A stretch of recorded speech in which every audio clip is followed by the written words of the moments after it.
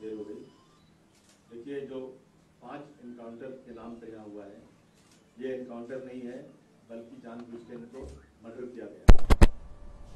सारे सर्कमस्टांसेस देखे गए हैं, कमेटियां बनी हैं इसके लिए, मैंने पढ़ा भी अखबारों में। तो ये इसकी जो है जुडिशियल इंक्वायरी होनी चाहिए।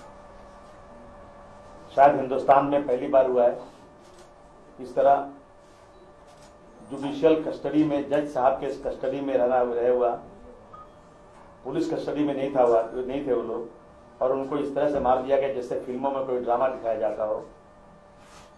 ये पुलिस खुद नहीं कर सकती, बल्कि इसमें सरकार जरूर मिली हुई है। बिना सरकार की मर्जी के इतना बड़ा काम नहीं हो सकता। इसकी इंक्वायरी जुडिशियल होना चाहिए और इसकी रिपोर्टिंग किसी डीजी, किसी आईजी या किसी होम मिनिस्टर या किसी चीफ मिनिस्टर को नहीं, बल्कि इसकी रिपोर्टिंग सीधे हाईकोर्ट के जज को होना चाहिए, और हाईकोर्ट खुद जो है अफसर चुने कि कौन इसकी इंक्वायरी करेगा। इसका ट्रायल मुंबई में होना चाहिए, ट्रायल तेलंगाना में नहीं चलेगा। इसके स्पेशल पब्लिक प्रोसिक्यूटर बाहर से आना चाहिए। हमने इसके पहले देखा है गुजरात के अंदर जोराबुद्दीन केस, बेस्ट बेकरी का केस, बिल्किस बानो का केस और इशरत जहां का केस। इन केसों में से बहुत सारे केसेस में फैसले हो गए, सब छूट गए, लेकिन जब फिर से सुप्रीम कोर्ट में एप्लीकेशन किया गया तो सुप्रीम कोर्ट ने मजबूर होकर इन केसों को गुजरात से महाराष्ट्र ट्रांसफर किया। इसलिए मैं कहना चाहता हूं कि ये केस बिल्कुल तेलंगाना में न चल करके महाराष्ट्र में चलना चाहिए। तेलंगाना सरकार ने एक एसआईटी बनाया है जिसमें कोई मिस्टर संदीप शंडेलिया, ये उसके चीफ, उसमें ये रिपोर्टिंग ये कर रहे हैं, देख रहे हैं इसको, पुलिस की तरफ से यही है शायद उसमें, जो ये डीजी और होम मिनिस्टर के अंडर में ये काम करेंगे। और ये वही आदमी है संदीप जी, जब मक्का मस्जिद का ब्लास्ट हुआ था और पुलिस की फायरिंग हुई थी तो वहां पर कई लोग शहीद हुए थे, कई मारे गए थे, और इनकी रिपोर्ट के मुताबिक वहां उन्होंने कहा था, ये मैंने पढ़ा था, कि मक्का मस्जिद बरेलवी मसलक की है और अहले हदीस के मानने वाले शाहिद बिलाल जो उस वक्त वांटेड थे, इनको उसमें इन्होंने बताया था, और जो बिल्कुल गलत निकला। सच्चाई निकली कि स्वामी असीमानंद, आरएसएस के लोगों के ग्रुप के लोगों ने इस ब्लास्ट में ये लोग थे। तो ऐसे अफसर के हाथ में इंक्वायरी दी जाए। मैं समाजवादी पार्टी की तरफ से, एमबीटी की तरफ से ये मांग करता हूं कि ये इंक्वायरी बिल्कुल नहीं चलेगी, इंक्वायरी हाईकोर्ट पे होना चाहिए। ये अफसर पे बिल्कुल भरोसा नहीं है। इन्होंने, मिस्टर संदीप ने पुलिस फायरिंग को बिल्कुल जायज करार दिया था और क्लीन चिट दिया था, इन पे भरोसा बिल्कुल नहीं है।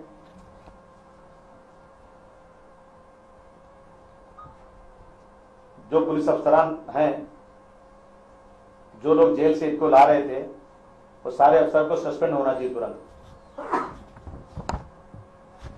उसके बाद इंक्वायरी शुरू होना चाहिए। और इन लोगों को कंपनसेशन, मैंने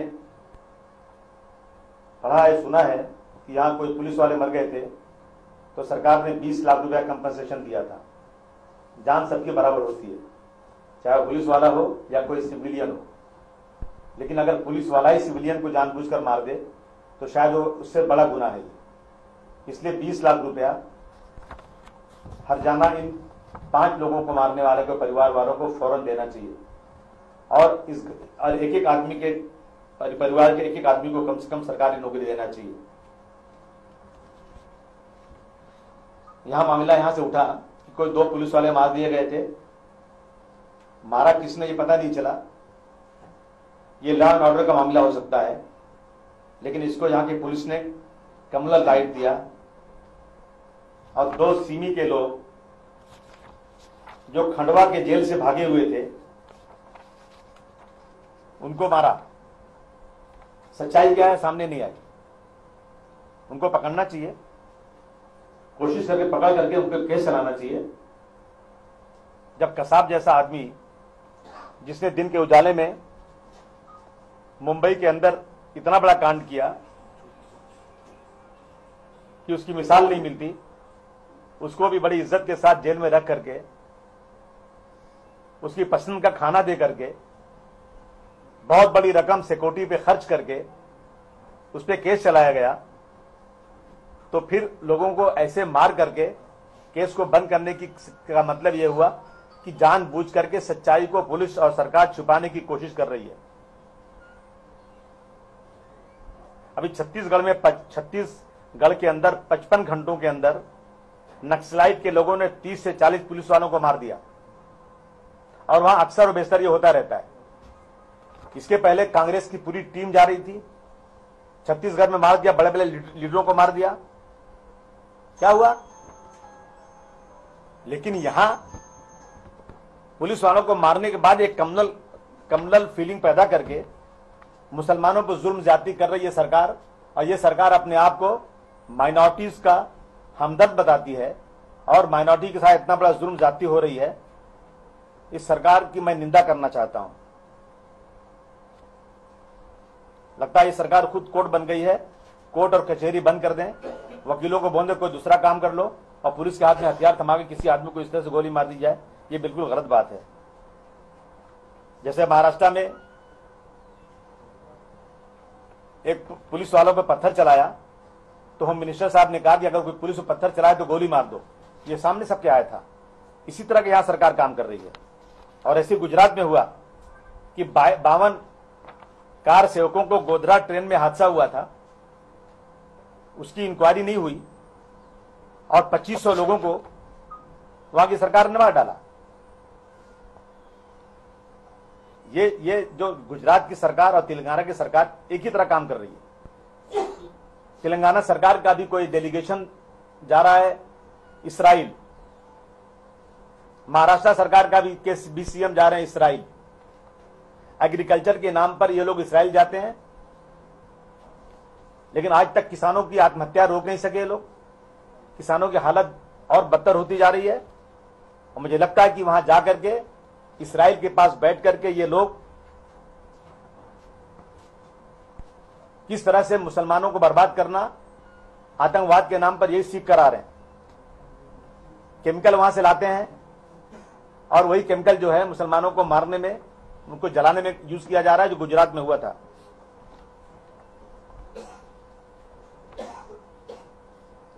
बम धमाकों में मुसलमानों को अरेस्ट किया जाता है बहुत जल्दी, लेकिन वो तो बहुत अच्छा हुआ, महाराष्ट्र से मिस्टर करकरे ने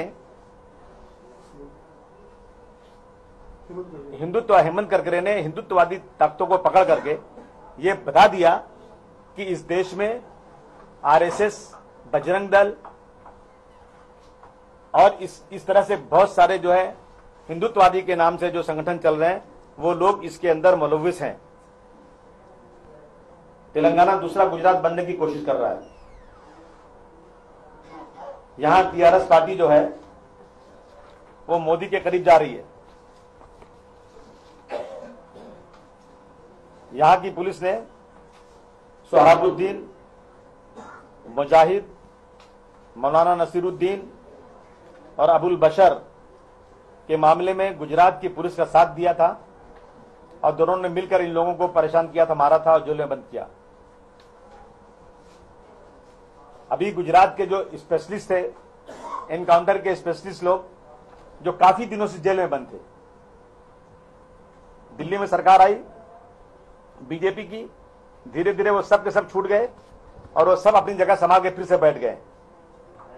और मुझे लगता है कि अब गुजरात और तेलंगाना की पुलिस एक साथ खड़ी होकर के ये नया खेल खेलना चाहती है।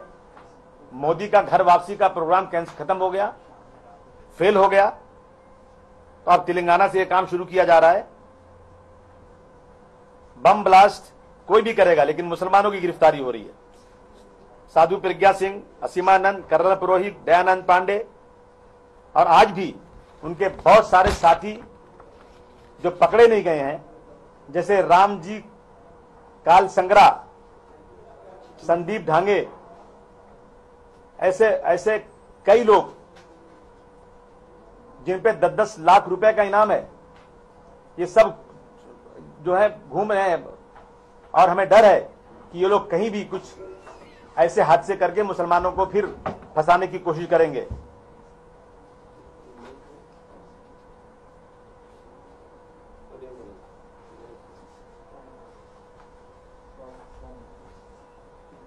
इसलिए मैं आज जो है यहां खुलेआम ये कहने आया हूं कि ये खेल बंद किया जाए। इस देश में, ये देश जो हिंदू राष्ट्र की तरफ बढ़ रहा है, जो जबरदस्ती मुसलमानों को निशाना बनाया जा रहा है, ये बंद नहीं होगा तो ये देश बर्बादी की तरफ जाएगा। देश में हालात आज जो है 1947 के फिर हो रहे हैं, लोग बेचैनी महसूस कर रहे हैं। कहीं लव जिहाद के नाम पर, कहीं हिंदू राष्ट्र के नाम पर, कहीं घर वापसी के नाम पर जो नफरत फैलाए जा रहे हो बंद होना चाहिए। अभी कल ही मुझे ये खबर आई थी कि जो लोग आज हिंदुस्तान में तबलीग के काम के लिए आते हैं, जो मुसलमानों में आकर तबलीग करते हैं कि दुनिया में रहने का तरीका बताते हैं, किस तरह से इंसान को अपनी जिंदगी गुजारना चाहिए, इस्लाम के रास्ते पर चलने का मुसलमानों को सिखाने आते हैं, उनको भी सरकार रोकने की सोच रही है, जो बिल्कुल एंटी कॉन्स्टिट्यूशन है। मैं मांग करता हूं सरकार से कि जितनी मस्जिदें हैं, जितने मदरसे हैं, हर जगह सीसीटीवी लगा दो और देख लो मुसलमान वहां क्या पढ़ाता है। और लेकिन उसी के साथ साथ जितने साधु ये सन्यासी लोग हैं, साध्वी जैसे लोग हैं, जो लोग आज जो है नफरत का पाठ पढ़ा रहे हैं, वहां भी सीसीटीवी लगा दो। मैं दावे के साथ कह सकता हूं पूरे हिंदुस्तान में किसी मदरसे, किसी मस्जिद में, किसी हिंदू धर्म या किसी देश के खिलाफ कोई काम नहीं हो सकता, बिल्कुल नहीं। लेकिन फिर भी मुसलमानों को टारगेट किया जा रहा है। मैं आया हूं आज यहां पर, यहां के हैदराबाद के, ये हैदराबाद शहर के या तेलंगाना स्टेट के जो लोग अपने आप को खासतौर से मुसलमानों का बहुत रहबर समझते हैं, मैं उनसे और तमाम लोगों से निवेदन करना चाहता हूं कि हम राजनीति करने नहीं आए, हमारी पार्टी की यहाँ ताकत भी नहीं है, हम कोई वोट भी आज नहीं मांग रहे, लेकिन आइए हम सब लोग इकट्ठा हो जाए एक प्लेटफॉर्म के ऊपर। और जो 5 लोग मारे गए हैं, इसके खिलाफ अगर सरकार ने 10 दिनों के अंदर हमारी बात को नहीं माना, जुडिशियल इंक्वायरी नहीं माना, सस्पेंशन नहीं किया, कंपनसेशन नहीं दिया, तो समाजवादी पार्टी यहां पर एक बहुत बड़ा महाधरने का आयोजन करेगी सरकार के खिलाफ, जिसमें हमारे साथ हमारे अमजदुल्ला खान साहब एमबीटी के, जाहिद अली खान साहब सियासत अखबार के, और जितने लोग इस शहर में हैं, सिविल लिबर्टीज, जो लोग अपने आप को इत्तेहादुल मुस्लिमीन कहते हैं, उनसे मैं कहना चाहता हूं अगर आप ये कुछ मदद करना चाहते हो तो आज जिस सरकार में आप शामिल हैं उस सरकार से फौरन इस बात को मनवाइए, नहीं तो इस्तीफा दे दीजिए। अगर यही यूपी में कोई एक आदमी मार दिया गया होता तो आप पूरा हिंदुस्तान सर पर उठा लेते, बहुत शोर करते, लेकिन यूपी में 3 सालों में किसी मुसलमान को बेगुनाह पकड़ा नहीं गया। वो लोग जो अपने आप को हमदर्द कहते हैं, आज अपने कौम का बहुत बड़ा भाषण करते हैं, मैं उनसे कहना चाहता हूं कि इस सरकार में आप शामिल हैं, आप तुरंत इस 5 लोगों को की हत्या करने के जुर्म में पुलिस वालों को जेल भिजवाइए और इस सरकार से नाता तोड़िए, नहीं और तोड़िए और हमारे साथ धरने में बैठिए। मैं यही कहने मुंबई से आया था। ये मामला सिर्फ हैदराबाद का नहीं बल्कि पूरे देश का है। 20 करोड़ मुसलमानों की इज्जत इसमें लगी हुई है, क्योंकि अगर हम चुपचाप बैठ जाएंगे, कम्युनिटी चुपचाप बैठ जाएगी, तो ऐसा लगेगा कि ये लोग वाकई आतंकवादी थे और ये लोग मारे गए। लेकिन एक लेमैन जो कुछ कानून नहीं जानता, वो भी इस बात को अच्छी तरह महसूस कर सकता है कि जब गाड़ी में पुलिस वाले उनको लेकर आए और जेल से आधे घंटे की दूरी के ऊपर सिर्फ 40 किलोमीटर दूरी पर सबको एक साथ पेशाब करने के लिए आपने छोड़ दिया, और आपने छोड़ दिया तो उन्होंने गोली चलाया, तो फिर वो हथकड़ी में कैसे बंधे? मरे हुए हथकड़ी के अंदर हैं, और अगर हथकड़ी लगी हुई थी गोली कैसे चला सकते हैं, कोई सवाल ही पैदा नहीं होता। और सिर्फ 3 दिन पहले इन लोगों ने खुद जज साहब के पास एप्लीकेशन किया था कि हमें डर है कि हमें मार दिया जाएगा। ये हमको जब लेके निकलते हैं कोर्ट के लिए तो रास्ते में हमारे साथ बदतमीजी करते हैं, हमें थूकते, हमें गालियां देते हैं। हमें डर है कि हमारा कहीं ना कहीं ये जाली इनकाउंटर करके कर देंगे। 3 दिन पहले किया गया था। उसके बाद भी मैं कहना चाहता हूं इस देश के सुप्रीम कोर्ट के जज साहब से, इस देश के राष्ट्रपति साहब से, कि डॉक्टर भीमराव अंबेडकर का कानून आज जो है शर्मा रहा है। ऐसा लगता है कि कानून कोई चीज नहीं रह गई है। सो मोटो तुरंत इस खबर को देख करके ही फौरन सस्पेंशन ऑर्डर आना चाहिए, ये हमारी मांग है। एक दिन पहले उसको जेल ट्रांसफर, उसमें एक मोहम्मद जाकिर है जो दूसरे जेल में थे, चारलापल्ली जेल से चंचलगुड़ा उसको लाए जानबूझकर, फिर चंचलगुड़े से वारंगल लेके, और सबको फिर एक साथ किए और सबको एक साथ लेकर आए। और जो टाइम जेल से निकलते थे उस टाइम नहीं, उसके पहले जेल से निकाला गया। हर चीज इसमें चेंज नजर आती है। तो इसमें कोई शक ही नहीं है। इंक्वायरी की बात तो अगर कहीं ईमानदारी नाम की कोई चीज होगी, कहीं भी लगता है कि कोई जस्टिस होगा देश के अंदर, तो इंक्वायरी के पहले सस्पेंशन होना चाहिए। शुक्रिया, धन्यवाद। सर, आपकी तरफ से, आपकी पार्टी की तरफ से कुछ माली इमदाद भी रहेगा क्या? हमने ऑलरेडी दे दिया, जो हमको देना था हमने दे दिया, और हमने वादा किया कि हम जरूर उनको मदद करेंगे।